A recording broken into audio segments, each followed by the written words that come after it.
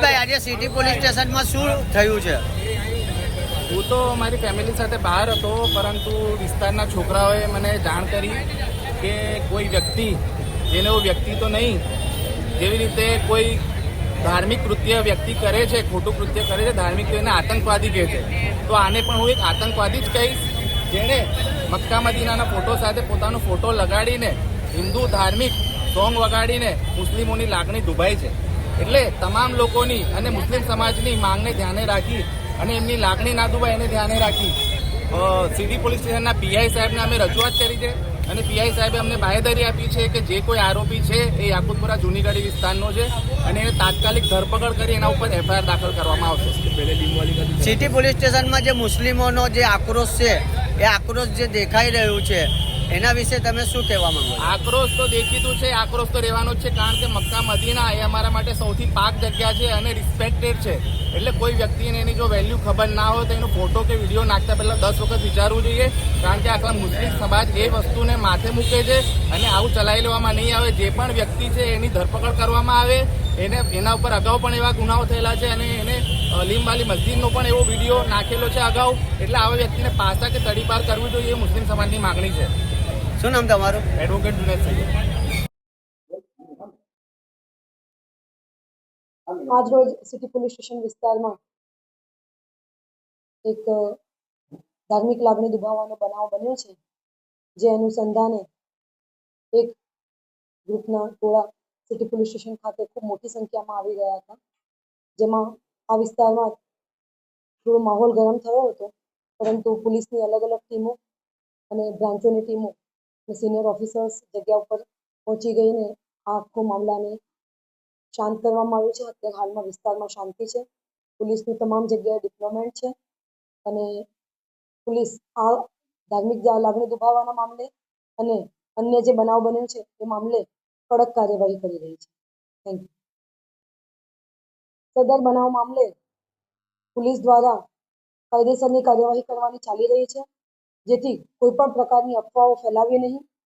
અમારી તમામ પ્રકારની સોશિયલ મીડિયા ઉપર નજર છે અને જે કોઈ પણ આ રીતની અફવાઓ ફેલાવશે અને કાયદો વ્યવસ્થાને દોહરવાનો પ્રયત્ન કરશે તો એના ઉપર પણ કાર્યવાહી કરવામાં આવશે. જેથી કોઈ પણ જાતના મેસેજ સ્પ્રેડ કરતા પહેલા, ફેલાવતા પહેલા તકેદારી રાખવી, કારણ કે પોલીસની તમામ જગ્યાએ નજર છે અને કોઈ પણ આ રીતના ઉશ્કેરાટનો માહોલ ઊભો કરશે તો એના ઉપર કડકમાં કડક કાર્યવાહી કરવામાં આવશે.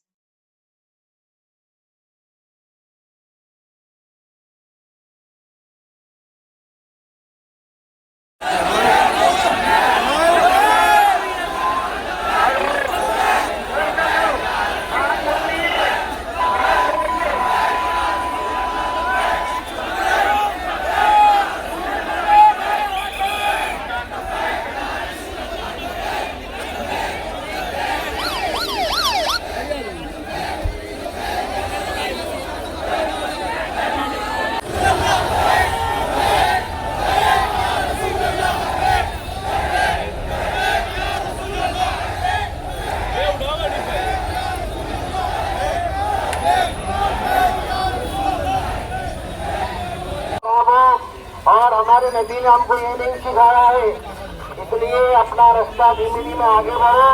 यहाँ कार्रवाई पक्की करके जाएंगे हम लोग. तमाम हजरात से गुजारिश है कि रास्ता खाली करो. ये ही काम हमारे नबी ने सिखाया है. ये काम नहीं सिखाया कि रास्ता बंद करो.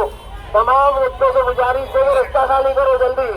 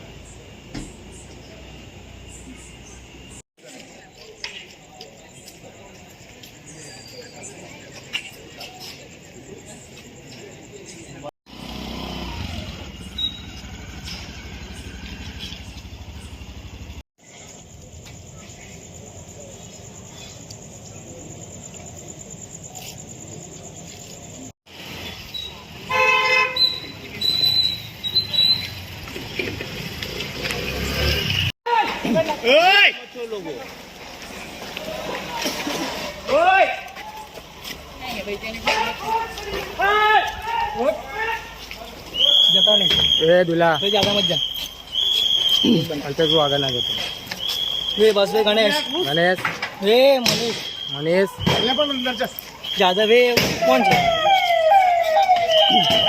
वे बस अपनी रेंज खत्म